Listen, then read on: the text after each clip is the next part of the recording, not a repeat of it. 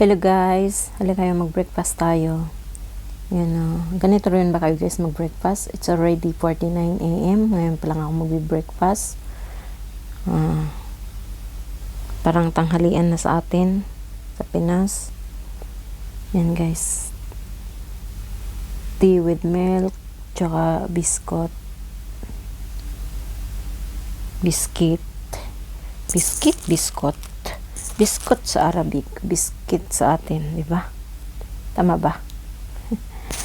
Basta ganun na yun. Yan guys.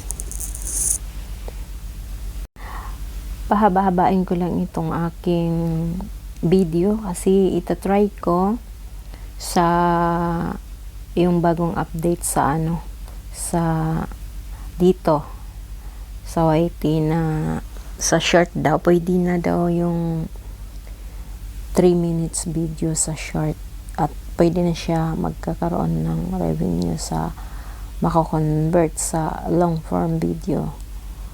Try natin kung pwede ba ito ma-upload sa short. Paabutin ko ng 3 minutes kasi yun ang nakita ko bagong update na October 15, 2024 daw. Pwede na daw sa short yung 3 minutes video.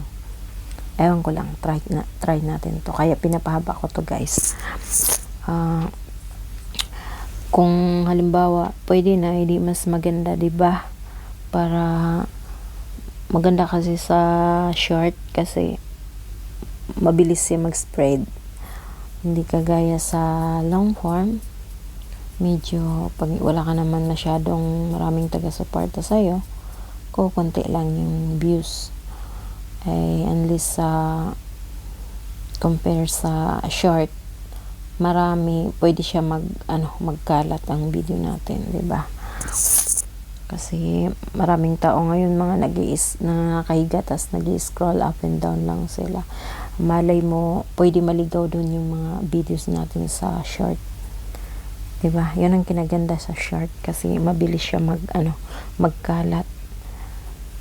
Posible 100% na kapag masipag ka rin mag-upload, posible mayroon kang video na sa short na maaring mabilis siya magkalat.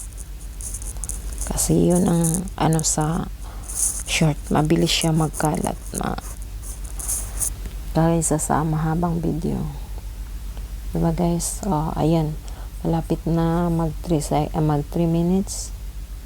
7, 8, 9, 3 minutes na. Ayan, so okay.